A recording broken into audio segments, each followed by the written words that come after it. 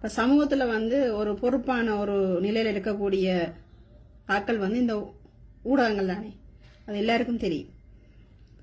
அப்படி இருக்கும்போது இந்த தன்னுடைய ஒரு அரசியல் இருப்பை வந்து வச்சுக்கொள்றதுக்காண்டி இப்படி ஒரு கதையை பிரட்டி தன்னை வந்து பிரபலியப்படுத்துறதுக்காண்டி ஒருவர் செய்யக்கூடிய வேலையை எல்லாரும் அறிவார்கள். அப்படி இருக்கும்போது அவர் ஒரு ஊடக சந்திப்பை நிகழ்த்துறாருன்னு சொன்னா அதுக்கு நீங்கள் ஒலிவாங்கிகளையும் உங்களுடைய வீடியோ கேமராக்களையும் கொண்டு சென்று அவர் கூறக்கூடிய பொய்யான கருத்துக்களை எடுக்கிறீங்க.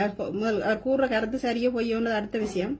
முதல்ல அவர் யாருன்றதை வந்து நீங்கள் யோசிக்கணும். ஒரு அரசியல் கட்சி, ஒரு என்னன்னு சொல்றது, ஒரு ஒரு ஏதாவது ஒரு நல்ல ஒரு இடத்துல இருக்கக்கூடிய ஆளுண்டா பரவாயில்ல.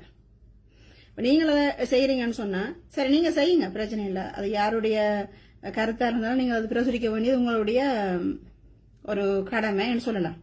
ஆனா இதே நீங்கள் ஆரம்பத்துல செம்மணி வந்து தோண்டப்படும் போது, நீதிமன்றத்தினுடைய அனுமதியோட முதலாக செம்மணி தோண்டப்படும் போது நீங்கள் எல்லோரும் அங்கே பிரசன்னமாயிருந்தீர்களா? நிச்சயமாக இல்லை. அது சூடு பிடிக்க வலிக்கிட்ட அப்புறம் இன்றைக்கு வந்து இவ்வளவு மனித எச்சங்கள் வந்து எடுக்கப்பட்ட அங்கே போராட்டங்கள் எல்லாம் முன்னெடுக்கப்பட்ட அப்புறம்தான் இது ஒரு பெரிய விடயமாக எல்லாராலையும் அறியப்படுது. சரி, நீங்கள் எல்லாம் சரியான ஒரு ஊடகமாக இருந்தா அன்றைக்கே வந்து அந்த விடயத்தை வந்து எல்லாருக்கும் எடுத்து சென்றிருக்க வேண்டும். கிட்டத்தட்ட 1 மாதம் 1.5 மாதங்கள் கழிந்துதான் தென்னிலங்கையில கூட அந்த விடயங்கள் வெளியில வந்தது. இப்ப நீங்க ஆரம்பத்திலேயே அந்த விடயங்களை நீங்க தமிழ்ல, சிங்களத்துல, ஆங்கிலத்துலன்னு சொல்லி எல்லாத்தையும் வெளியிட்டிருக்கணும். ஏன்னா உங்களுக்கு வந்து அதால எந்த பிரயோசனமும் கிடையாது. இப்படி சமூகத்துல ஒரு பிரபலியமான ஒரு நேர்மறையான விஷயம் மக்களிடையே வந்து பரவும் போது அதை நீங்கள் படம் பிடிச்சு போடுறதால உங்களுடைய பக்கங்களுக்கு, உங்களுடைய செய்திகளுக்கு வந்து வரவேற்பு கிடைக்குது, உங்களுக்கு உழைப்பு கிடைக்குதுன்றக்காக நீங்க எதையும் செய்வீர்களா? ஊடக தர்மம்ன்றதை நீங்க பின்பற்றுவது கிடையாதா?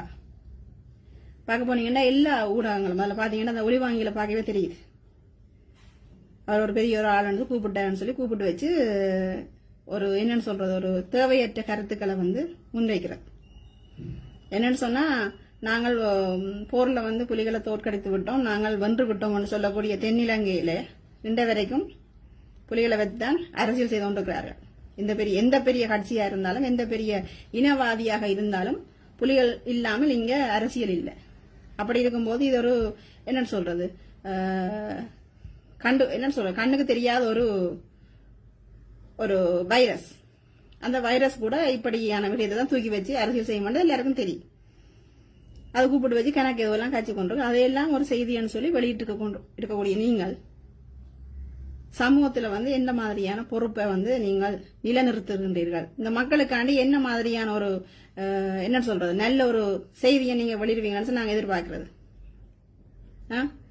எனக்கு சரியான ஆத்திரமாக இருந்த ஏன்னு சொன்னா, இந்த செம்மணி விவகாரம் வந்து ஆரம்பத்திலிருந்து நான் பார்த்து கொண்டிருந்தேன். எந்த ஒரு ஊடகத்திலையும் சரியான முறையில வெளியிடப்பட இல்லை. பிறகு அந்த போராட்டத்துக்கு கூட அந்த போராட்டம் ஆரம்பிக்கிறான்னு சொல்ல அதை கூட ஒழுங்கா பிரசுரிக்கல. பிறகு 2வது நாள் 3வது நாள் தான் அது ஒரு பெரிய ஒரு பேசுபொருளாக நடந்த குழப்பங்களை பற்றியெல்லாம் கதைக்க வலிக்கிட்டீர்களே தவிர சரியான முறையில எந்த ஊடகம் இதை கொண்டு சென்றது? அது மட்டும் இல்ல, செம்மணி விவகாரம் மட்டும் இல்ல, நிறைய விடயங்கள் அப்படித்தான். சமூகத்துக்கு தேவையான விடயங்களை வந்து நீங்க சரிவர செய்வது கிடையாது. ஏதாவது உண்டு அங்க என்னன்னு சொல்றது, ஒரு வைரலாக வலிக்கிட்டா, அது எதுவாக இருந்தாலும், அது சமூகத்துக்கு வேண்டாத ஒரு பொருளாக இருந்தாலும், வேண்டாத ஒரு செய்தியாக இருந்தால் அதை நீங்க முன்னிலைப்படுத்தி கொண்டு போடுவீர்கள். இப்ப பார்க்க போன எல்லா ஊடகங்களும் இப்படித்தான் செய்யுது. எந்த ஒரு ஊடகம் அதுல விதிவிலக்கு இல்லாம செய்யுது. அப்ப இங்க வந்து நாங்கள் கோமாளியை பற்றி கதைக்கிறோம். கோமாளியை பெரிய ஆளாக்கக்கூடிய இந்த மாதிரி பொறுப்பில்லாத ஊடகங்களை பற்றி தான் கதைக்க வேண்டியது. நீங்க இந்த இப்படியான ஊடகங்களை வந்து மக்கள் முதல்ல புறக்கணிக்கும், சரியா?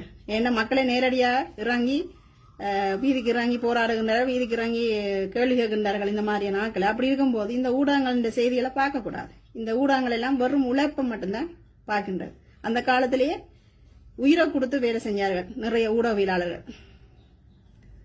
சகோதரன் இமலராஜன் எல்லாம் வந்து உண்மையான செய்திகளுக்கும் உண்மையான நியாயத்துக்கும் வந்து தங்களுடைய உயிரை கொடுத்து சமுதாயத்துக்காக, மக்களுக்காக ஊடக தர்மம் பேணிய ஊடகவியலாளர்கள் வாழ்ற இந்த மண்ணில இப்படியான ஊடகங்கள்